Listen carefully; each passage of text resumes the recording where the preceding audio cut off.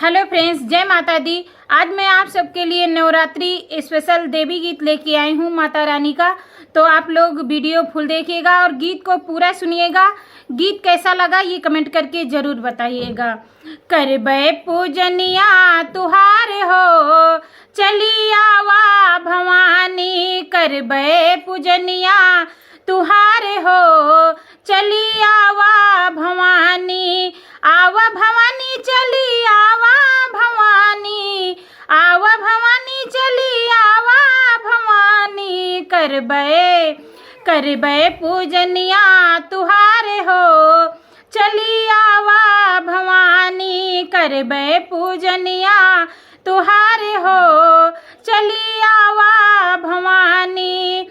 चौक पुरायन कलसा धरायन, चौक पुरायन कलसा धरायन।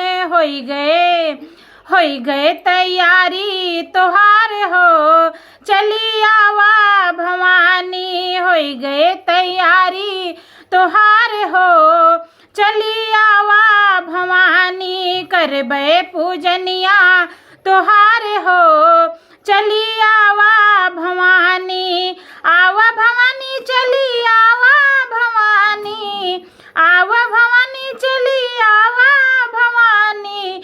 करबै पूजनिया तोहार हो, चली आवा भवानी। करबै पूजनिया तोहार हो, चली आवा भवानी। चुनरी मंगाऊबे सिंदूरा मंगाऊबे, चुनरी मंगाऊबे सिंदूरा मंगाऊबे।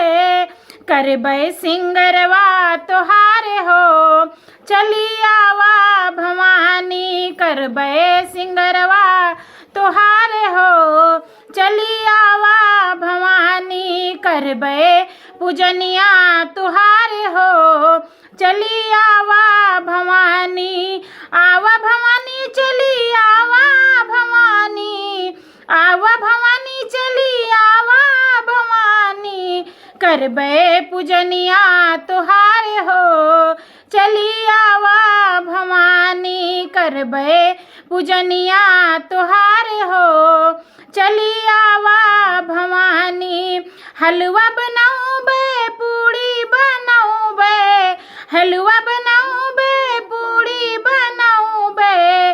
भोगवा लगौबे तुहार हो, चली आवा भवानी। भोगवा लगौबे तुहार हो, चली आवा भवानी। करबै पूजनिया तुहार हो, चली आवा भवानी। आवा भवानी चली आवा भवानी, आवा भवानी चली आवा भवानी। करबै पूजनिया तुहार हो, चली आवा भवानी। करबै पूजनिया तुहार हो, चली आवा भवानी।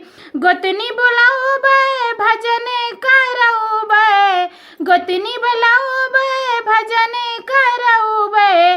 करबै गुणगाने तुहार हो, चली आवा भवानी। करबै भजनिया तुहार हो, चली आवा भवानी। करबै पूजनिया तुहार हो, चली आवा भवानी। आवा भवानी चली आवा भवानी, आवा भवानी चली आवा भवानी। करबै पूजनिया तुहार हो, चली आवा भवानी। जय माता दी।